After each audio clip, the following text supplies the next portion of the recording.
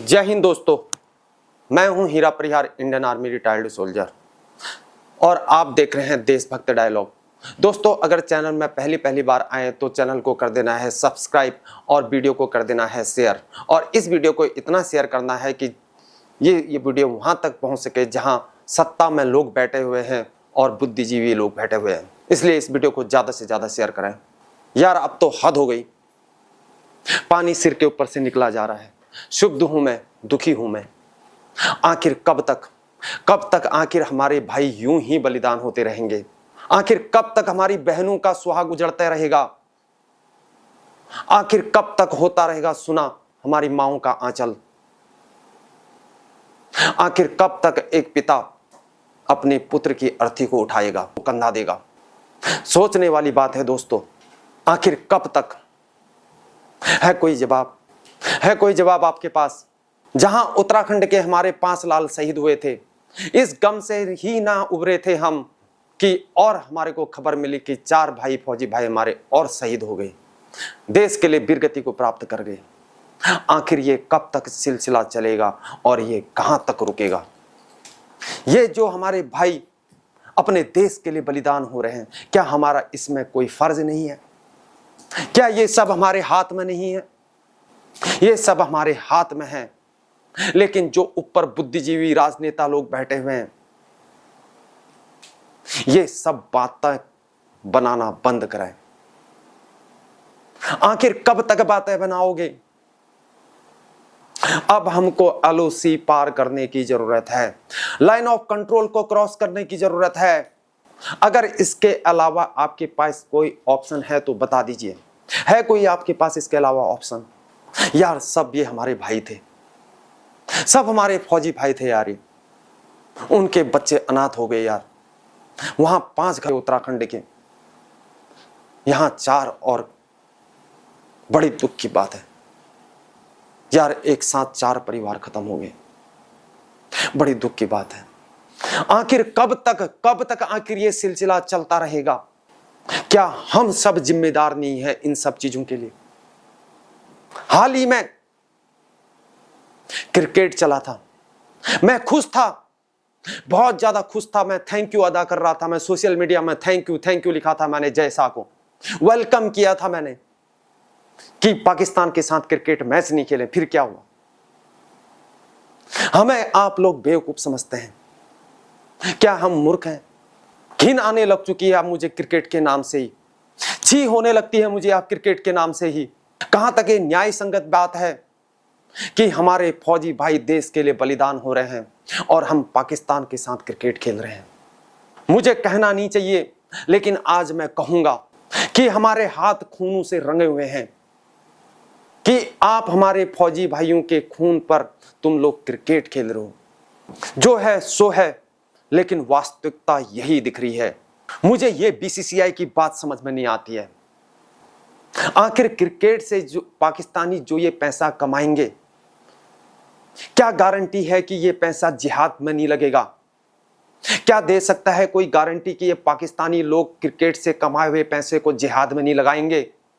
एक रिटायर्ड सैनिक होने के नाते इस बात को मैं भली भांति समझता हूं कि एक पाकिस्तानी क्रिकेट से होने वाले इनकम को जरूर जिहाद के नाम से फंड रेज करेंगे। जिहाद में फंड रेज करेंगे और जिहाद में इस पैसे को लगाएंगे और आतंकवाद को उत्पन्न करेंगे। और तुम लोग हमें बेवकूफ बना रहे हो, मूर्ख बना रहे हो तुम लोग हमें। आज मैं यहां पर से कह देना चाहता हूं और मैं कहता हूं आज यहां पर से कि जो भी लोग इस क्रिकेट को एंजॉय कर रहे थे, माफ करना मेरे दोस्तों, मैंने अपने दिल की व्यथा को बता दिया। बाकी निष्कर्ष आप निकाल लेना। जो भी लोग क्रिकेट को एंजॉय कर रहे थे, वे सभी लोग कहीं न कहीं इनके हाथ खून से रंगे हुए हैं। शर्म आती है हमें दोस्तों। हाल ही में उत्तराखंड के 5 लाल शहीद हुए थे, वीरगति को प्राप्त हो गए, बलिदान हो गए थे। लेकिन उस खबर से ही उस दुख के खबर से ही हमने उभार पाए थे कि हमने और सुन लिया कि 4 जवान और इंक्लूडिंग 1 ऑफिसर और देश को वीरगति को प्राप्त हो गए। बड़े दुख की बात है दोस्तों। जो ये शहीद हुए, ये 10 राष्ट्रीय राइफल्स के थे, जिसमें एक कैप्टन ब्रजेश थापा, नायक डी राजे, सिपाही विजेंद्र और सिपाही अजय, ये 4 लोग देश के लिए बलिदान हो गए और एक ही झटके में 4 परिवार खत्म हो गए। दोस्तों, है आखिर किसी को कोई मतलब? किसी को कोई फर्क ही नहीं पड़ता। क्यों फर्क पड़ेगा? कह देते हैं नेता लोग, फौजी जाता है तो फौज में शहीद होने के लिए ही जाता है, क्या फर्क पड़ता है?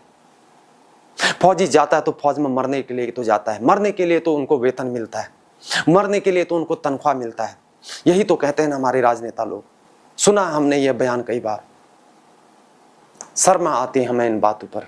इक्का दुक्का तो रोज बॉर्डर में शहीद होते रहते हैं, लेकिन उसकी खबर मीडिया में नहीं आती है, क्योंकि मीडिया भी आज के दिन में नंबर काउंट करता है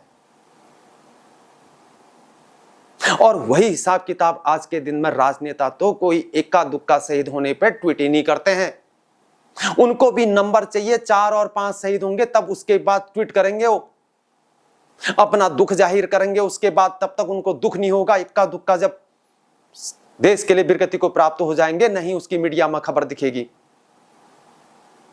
आखिर क्यों? और जब वीरगति को प्राप्त हो गए तब खबर आती है शहीदों को नमन। आखिर क्या एक फौजी के पास दिल नहीं होता? क्या फौजियों के परिवार के पास दिल नहीं होता? मैं फौजी परिवार से बिलोंग करता हूं यार दोस्तों। मेरे पिताजी फौज में थे, जो 36 ईयर में एक्सपायर हो गए। मैं फौज से रिटायर्ड सैनिक हूं, मेरा भाई भी फौज में है। हम फौजी परिवार से बिलोंग करते हैं। दुख होता है हमें जब इन बातों को हम सुनते हैं, जब फौजियों के शहीद होने पर गिनती की जाती है और मीडिया में खबर आती है। पिता ने क्या कहा? पिता ने कहा एक बेटा मेरा देश के लिए शहीद हो गया, मैं दूसरा बेटा भी कुर्बान कर दूंगा। मां ने कहा मुझे गर्व है अपने लाल पर, और बेटा होता तो मैं देश के लिए कुर्बान कर देता, वो भी शहीद हो जाता देश के लिए। आखिर कब तक ये सब चीज रुकेगा? आखिर कब तक इस भारत देश के गरीब परिवारों के नौजवान यूं ही खून बहाते रहेंगे? और कब तक आखिर भारत देश के लोअर मिडिल क्लास और मिडिल क्लास के नौजवान अफसर बनकर सेना में खून बहाते रहेंगे? आखिर कब तक ये सिलसिला रुकेगा? क्या आपने कभी सुना महानगरों के बच्चे क्या वो सेना को ज्वाइन करते हैं? क्या अफसर बन के सेना को ज्वाइन करते हैं महानगरों के बच्चे? मैं सेना से बिलोंग करता हूं, मैं सेना से रिटायर्ड हूं, मैंने सेना के अंदर बहुत कम देखे हैं। वो जाएगा तो लग्जमबर्ग सिटी में जाएगा, वो जाएगा तो अमेरिका में जाएगा सिटी में, कनाडा में जाएगा, ब्रिटेन इंग्लैंड में जाएगा और जर्मनी में जाएगा, और लास्ट में अपनी फैमिली को उधर ही रखेगा और उधर ही सेटल हो जाएगा, लेकिन वो सेना को ज्वाइन नहीं करेगा। क्या देशभक्ति का ठेका केवल गरीब परिवारों ने ले रखा है? क्या लोअर मिड क्लास और मिडिल क्लास के बच्चों ने ही देशभक्ति का ठेका ले रखा है? इन्होंने ही शहीद होने का ठेका ले रखा है? यह सोचने वाली बात है। अगर आपके पास कोई जवाब है तो जरूर बताइए दोस्तों। हद है, लेकिन उनके परिवारों के दर्द को कौन समझेगा? कौन समझेगा उस शहीद के पिता के दर्द को, और कौन समझेगा उस शहीद की मां के दर्द को, और कौन समझेगा उस पत्नी के दिल और उसके मन को कौन समझेगा? और इस बात को हम भली भांति समझते हैं दोस्तों, क्योंकि हम फौजी परिवार से बिलोंग करते हैं। क्या ये जो लोग बोलते हैं, क्या इनके बच्चे फौज में करते हैं? क्या इनके बच्चे फौज के लिए देश के लिए शहीद होते हैं? आखिर कब तक देश के लिए गरीब का परिवार ही बलिदान देगा? और उसमें भी राजनीति हो जाती है, और हम लोग शहीद होते हैं, बलिदानी हो जाते हैं, सोशल मीडिया में आ जाते हैं, RIP रेस्ट इन पीस एक इमोजी लगाते थे, आंसू लगाते हुए, बस बात खत्म, यहीं तक खत्म, उसके बाद कुछ नहीं। लेकिन हमारा फर्ज क्या बनता है, ये बात को कोई नहीं जानता। हम क्रिकेट को एंजॉय करते हैं, हम ये एंजॉय करते हैं ड्रीम 11 में 49 रुपए 50 रुपए में मैंने पैसे लगाने हैं, और शहीद अफरीदी को टीम में लेना है, पाकिस्तानी क्रिकेटर को लेना, उसको ओपनर बनाना, उसको बैट्समैन बनाना, उसको बॉलर बनाना है, ये हमारे दिमाग में रहता है। क्या आपने कभी सोचा कि शहीद अफरीदी का दादा जो है भारत पाकिस्तान के युद्ध में कश्मीर विजेता के रूप में उसने उपाधि ली थी और तमगा लिया था उसने। शर्म की बात है दोस्तों। और आप बोलते हो कि शहीद अफरीदी मेरा फेवरेट है। शर्म आती है हमें। शहीद अफरीदी ने मुझे जिता दिया ड्रीम 11 में पैसे लगा के। हद है यार दोस्तों। सन 89 से लेकर 2024 चल रहा है, अभी 2024 चल रहा है। 35 साल हो गए हमें कश्मीर में आतंकवाद से लड़ते हुए। 35 साल से हम पता नहीं कश्मीर के अंदर हमने कितने ऑपरेशन चला दिए, लेकिन यह आतंकवाद का सिलसिला रुक ही नहीं रहा है। जहां हमने हजारों की संख्या में आतंकियों को मौत के घाट उतारा है, लेकिन दोस्तों वहीं हमने कई अपने फौजी भाई खो दिए हैं, उनके परिवार उजड़ गए। कश्मीरी पंडितों का जेनोसाइड हो गया है। कई टूरिस्ट पर्यटक भी इसमें मौत के घाट उतरे हैं। आखिर कब तक ये सिलसिला चलता रहेगा? हमें इसके सॉल्यूशन की जरूरत है। हमें पूरा सोचने की जरूरत है और एक गंभीर डिसीजन लेने की जरूरत है। क्या हमने कभी सोचा यह आखिर बार बार क्यों हो रहा है? क्यों हो रहा आखिर ये बार बार? हम लोग जितने आतंकवादियों को मारते हैं, जाहिल फिर पैदा हो जाते हैं, फिर मारते हैं, फिर पैदा हो जाते हैं। अब बस हमको ये रोकना होगा, हर हाल में रोकना है, किसी हालत में रोकना होगा। अब हम सहन नहीं कर सकते, हमारे पेशेंस की सीमा बहुत ज्यादा हो गई। अगर आज हमने कठोर डिसीजन नहीं लिया, अगर आज हमने एलओसी को पार नहीं किया, तो आने वाली पीढ़ी हमको दुत्कारेगी और सरकारें एक दूसरे पे चीटाकसी करेंगे जैसे आज कर रहे हैं। कोई कह रहा है नेहरू के जमाने से ऐसा हो रहा है, कोई मोदी सरकार को बोलता है कि तुमने ऐसा कर दिया। क्यों? लेकिन जो आने वाले भविष्य में है उस समय भी ऐसा ही कहेंगे, नेहरू के समय से चलता आ रहा है। कोई कहेगा मोदी जी ने ऐसा कर दिया। आखिर हम इसका सॉल्यूशन कब तक ढूंढेंगे? लेकिन भविष्य में दोस्तों ये कभी ना कभी तो रुकेगा। कोई तो आएगा इतना खतरनाक जो लेगा तगड़ा डिसीजन और वो बोलेगा अब बस बहुत हो गया। अगर दोस्तों इसे नहीं रोका गया तो यूं ही चलता रहेगा। ये आतंकवादी जाहिल आते रहेंगे, फौजी बलिदान होते रहेंगे, गरीब परिवार के नौजवान यूं ही देश के लिए वीरगति को प्राप्त होते रहेंगे, बहनों का सुहाग उजड़ते रहेगा, मां का आंचल सूना होता रहेगा, शहीद का पिता अपने पुत्र के अर्थी को कंधा देते रहेगा। यूं ही चलता रहेगा। अगर हमने कठोर डिसीजन ले लिया तो टूरिस्ट मरते रहेंगे, फिर कश्मीरी पंडितों पर फिर आक्रमण होगा, अत्याचार होते रहेगा। ये रुकना चाहिए दोस्तों, ताकि भविष्य में ऐसा ना हो। मेरी सरकार से हाथ जोड़ के विनती है, खास तौर पे मोदी 3.0 चल रहा है, इसलिए मोदी जी तीसरी बार प्रधानमंत्री बन चुके हैं और मोदी जी से हाथ जोड़ के विनती है, ले लीजिए कठोर डिसीजन।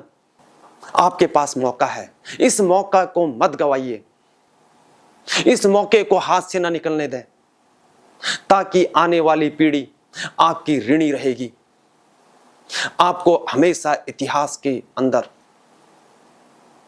याद किया जाएगा, स्वर्णिम अक्षरों में हमेशा आपको याद किया जाएगा। मोदी जी प्लीज रोक दो इसे और आदेश दे दो, लाइन ऑफ कंट्रोल को क्रॉस करने की, एलओसी क्रॉस करने की आदेश दे दो, ताकि जड़ से ही इसका खात्मा हो जाए और ये पनप ही न सके।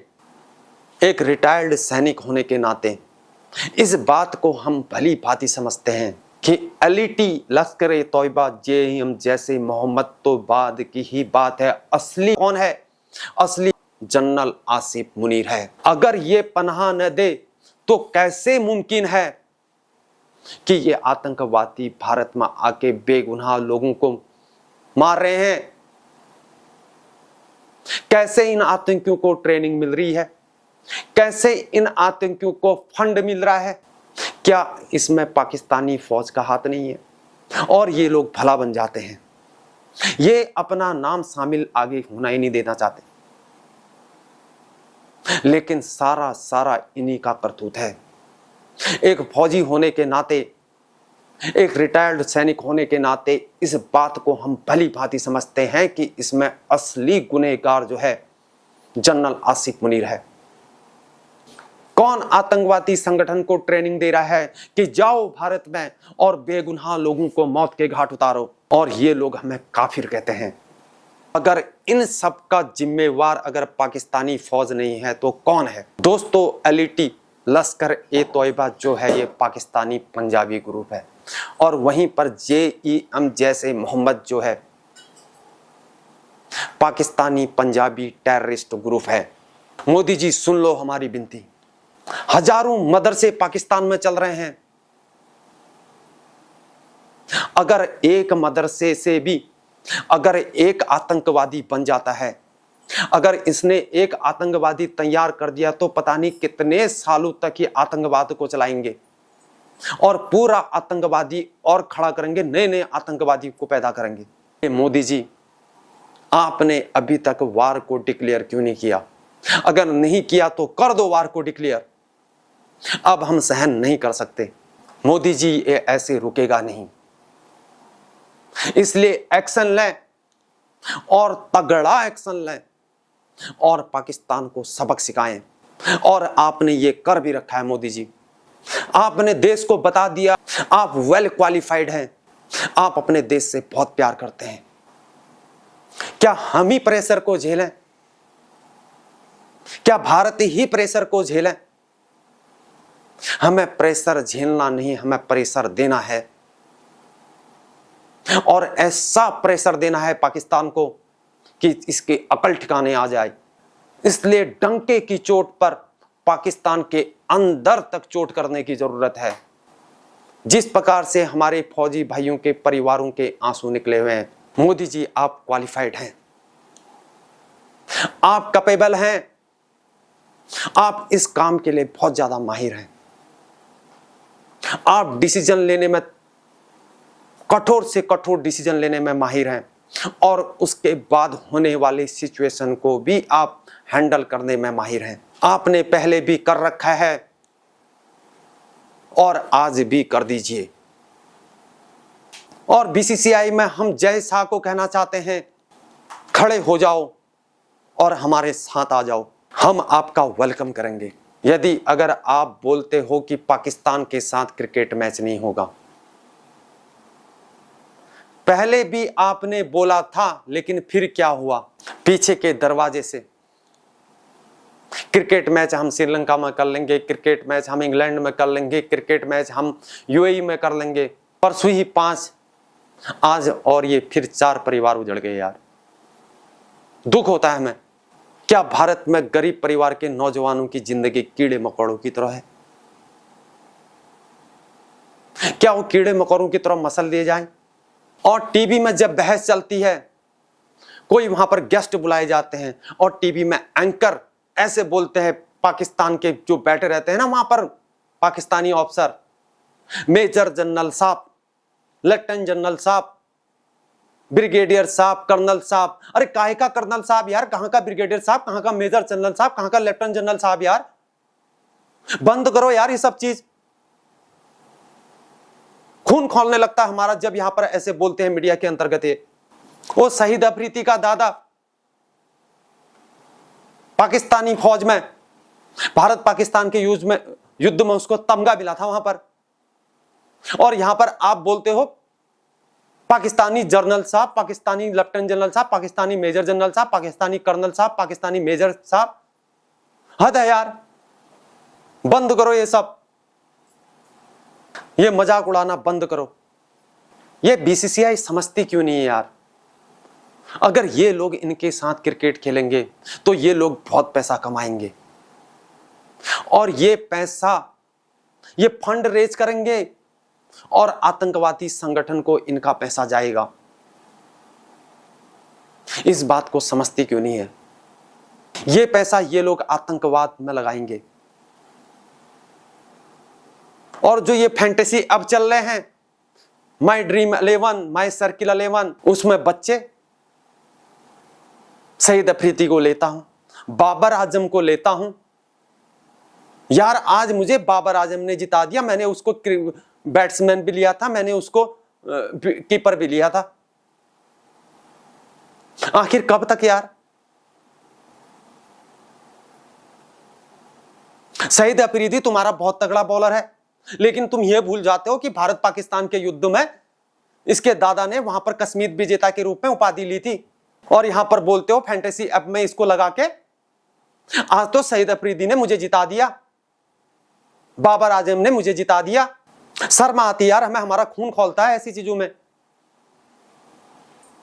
और उसके बाद कोई फौजी शहीद हो जाता है, बलिदानी हो जाता है, उसके बाद सोशल मीडिया के आगे RIP लिख देना और रेस्ट इन पीस लगा देना, एक इमोजी बना देना आंसू लगाते हुए, बात खत्म। फिर उसके बाद शहीद अफरीदी को फिर लेना, शहीद अफरीदी तुम्हारा फेवरेट हो जाएगा फिर, और वहां पर हमारा फौजी भाई शहीद होते रहेगा। आखिर कब तक? बस यार अब बहुत हुआ। BCCI कान सुन लो, आप लोग हमें बेवकूफ बना रहे हो बस, क्योंकि हम पीछे दरवाजे से दूसरी जगह चले जाते हैं क्रिकेट खेलने, इसलिए हमारे हाथ खूनों से रंगे हुए हैं। जब आप लोग ऊपर जाओगे क्या जवाब दोगे यार? ऊपर, वहां ऊपर यमराज आपसे सारा हिसाब किताब लेगा। पाकिस्तान तो नॉर्मल दिखना चाहता है, इसलिए पाकिस्तान को नॉर्मलाइज दिखने ही ना दो ना। क्यों पाकिस्तान को नॉर्मलाइज दिखाना चाहते हो? लेकिन पाकिस्तान पूरी दुनिया के सामने नॉर्मल दिखना चाहता है। ये लोग क्रिकेट से पैसा कमाना चाहते हैं, और उसके बाद ये पैसा पाकिस्तानी ये पैसा कमाकर जिहाद में लगाना चाहते हैं। आतंकवादी संगठन में ये पैसा जाएगा, मोटा पैसा जाता है पाकिस्तानी जिहाद में। ये लोग दहशतगर्दी हैं, ये लोग टेररिस्ट हैं। आज के दिन में यहां पर किसी युवाओं से पूछ लो कि 14 फरवरी को क्या होता है, लोग कहेंगे 14 फरवरी को तो वैलेंटाइन डे होता है। लेकिन क्या वो लोग बताएंगे 14 फरवरी 2019 को कुपवाड़ा अटैक हुआ था, जिसमें हमारे कई जवान बलिदान हो गए थे देश के लिए? क्या वो उनको याद है कि 14 फरवरी 2019 को कुपवाड़ा अटैक हुआ था? जब जब दोस्तों सोशल मीडिया में मुहिम चलती है पाकिस्तान के साथ क्रिकेट मैच होना चाहिए, और जो फौजी भाई देश के लिए वीरगति को प्राप्त हो चुके हैं, अपने प्राण को न्यौछावर कर दिया, देश के लिए बलिदान हो गए, और स्वर्ग में ऊपर से देख रहे होंगे और हमें दुत्कार रहे होंगे कि धिक्कार है ऐसे लोगों पर, ये लोग नासुर हैं कि उन्होंने हमारी मौत का भी मजाक बना दिया है। और सोचते होंगे ये लोग इन मक्कारों के लिए खाली हमने अपना जीवन क्यों बलिदान कर दिया, ऊपर से ऐसा सोचते होंगे। जो तुम सब लोग पाकिस्तान इंडिया का क्रिकेट मैच का एंजॉय लेते हो, धिक्कार है, हमें लानत है हमें। मोदी जी प्लीज दे दो आर्मी को आदेश, और इसका किस्सा ही खत्म करो हमेशा के लिए, नहीं तो ऐसे ही हमारे भारत देश के गरीब परिवारों के नौजवान यूं ही अपना खून बहाते रहेंगे। ADGPI का ट्वीट आता है, हमने बदला ले लिया, उन्होंने हमारे फौजी जवानों पर अटैक किया और अब हमने 4 आतंकवादियों को मार गिराया। उन्होंने हमारे 2 मारे थे, हमने 4 मार दिए। यह खबर सुनने को मिलती है। क्या हमारे वीर जवानों की तुलना इन जिहादियों से की जानी ठीक है? वो जिहादी हैं यार, और खबर हमें सुनाई देती है हमने बदला ले लिया, उन्होंने 2 मारे, हमने 2 मारे, उन्होंने 2 मारे, हमने 4 मारे। हमारे वीर जवानों की तुलना जिहादियों से की जाती है। आखिर क्यों? कभी तुमने सुना दोस्तों? आपने कभी सुना? आपने बस यही सुना होगा कि 4 जवान शहीद हो गए, 2 सिपाही शहीद हो गए, 1 JCO शहीद हो गया, 2 NCO शहीद हो गए, 1 हवलदार शहीद हो गया, 1 कैप्टन शहीद हुआ, 1 मेजर शहीद हुआ, और 1 लेफ्टिनेंट कर्नल शहीद हुआ, 1 कर्नल वीरगति को प्राप्त हो गया। हमें यही तो सुनने को मिलता है ना। और उसके बदले में हमें क्या सुनने को मिलता है? हमने 4 आतंकवादी मार गिराए, 5 आतंकी मार गिराए, 1 militant killed in Sopore, 2 militant killed in Kupwara, यही तो सुनने को मिलता है ना। लेकिन हमको ये सुनने को क्यों नहीं मिलता है कि हमने सिपाही के बदले पाकिस्तानी फौजी का सिपाही मारा, और हमें यह क्यों सुनने को नहीं मिलता कि हमने भारतीय एनसीओ के बदले हमने पाकिस्तानी जवान को मारा, और यहां पर भारतीय जेसीओ के बदले हमने पाकिस्तानी रेंजर को मारा, और यहां पर भारतीय अफसर के बदले हमने पाकिस्तानी आर्मी के अफसर को मारा। हमने ये क्यों नहीं सुना भारतीय मेजर के बदले हमने पाकिस्तानी मेजर को मार गिराया। हमने ये क्यों नहीं सुना कि भारतीय लेफ्टिनेंट कर्नल के बदले हमने वहां लेफ्टिनेंट कर्नल, कर्नल के बदले कर्नल मारा। ये तो हमें क्यों नहीं सुनाई देता है। हमें ये सुनना है, हमें ये सुनने की जरूरत है, ना कि हमारे वीर जवानों की तुलना इन जिहादियों से किया जाए। हमें सिर के बदले सिर चाहिए। फौजी कमजोर नहीं होता, फौजियों में दम होता है, दम है उसके अंदर। उसको सिर्फ और सिर्फ आदेश की जरूरत है। इसलिए उनके हाथों को खोल दें और उन्हें फ्री हैंड कर दें, और इसलिए आदेश दे दें कि cross the LOC, line of control को क्रॉस करें, और आतंकवाद को जड़ से खत्म करें, क्योंकि इसकी जड़ वहां पर से है। और मेरी सभी से दरख्वास्त है, सोशल मीडिया में मुहिम चलाएं कि हम पाकिस्तान के साथ क्रिकेट नहीं खेलना चाहते। यह मुहिम ना चलाएं कि हम पाकिस्तान के साथ क्रिकेट खेलें, पाकिस्तान के साथ क्रिकेट मैच होना चाहिए, इससे क्या मित्रता होगी, इससे ये होगा, इससे अमकड़ा होगा, इससे ढिसकड़ा होगा, इससे कुछ नहीं होगा, इससे वहां आतंकवाद पनपेगा। वो जिहादी उत्पन्न करेंगे, वहां आतंकवाद उत्पन्न करेंगे, वो पैसा कमाएंगे वहां पर। एक फौजी रिटायर्ड सैनिक होने के नाते इस बात को हम भली भांति जानते हैं कि आतंकवाद को पनपाने के लिए, आतंकवाद संगठन खड़ा करने के लिए कई प्रकार होते हैं फंड रेज करने के। उसमें एक बहुत बड़ा क्रिकेट है। इस क्रिकेट से बहुत बड़ा फंड रेज किया जाता, मोटा पैसा कमाया जाएगा इससे, और फंड वहां पर भेजा जाएगा आतंकवादी संगठन को, और वो लोग आतंकवादी बनाएंगे। ड्रग्स माफिया, ड्रग के द्वारा ये लोग आतंकवाद को पनपाते हैं, आतंकवाद को जन्म देते हैं। बड़े बड़े माफिया, इनकी गैंगें चलती हैं, और इनका आतंकवाद के लिए फंड रेज होता है, और उसमें बहुत बड़ा क्रिकेट भी है जिससे फंड रेज होता है, और फंड जो है आतंकवादी संगठन को जाता है। इसलिए पाकिस्तान के साथ क्रिकेट मैच नहीं होना चाहिए। इसके लिए सोशल मीडिया में यह मुहिम न चलाएं कि क्रिकेट मैच होना चाहिए। अरे यार, आज तक नहीं सुना हुआ, हम 89 से देख रहे हैं। भारत आजाद कब का हो गया? भारत पाकिस्तान का प्रथम युद्ध हुआ था, तब से लेके आज तक हम यहां पर ऑपरेशन ही झेल रहे हैं। हमारे कई फौजी भाई शहीद हो गए, उसका डेटा भी है, आपको दे दूंगा उसका डेटा कि कितने लोग शहीद हो गए, कितनों के घर परिवार उजड़ गए, कितने सिविलियन किल्ड हो गए। ये आतंकवादी और ये जिहादी हमारे गरीब परिवारों के नौजवानों को मारते हैं। इसलिए निर्णय लो और अपनी आंखों को खोलो। इसलिए अब मुझे कुछ नहीं कहना दोस्तों। इसलिए वीडियो को ज्यादा से ज्यादा शेयर कीजिए, और सत्ता में बैठे काबिज और बुद्धिजीवियों, राजनेताओं के पास ये वीडियो पहुंच सके, इसलिए वीडियो को ज्यादा से ज्यादा शेयर कीजिए। जय हिंद, वंदे मातरम, जय भारत, भारत माता की जय।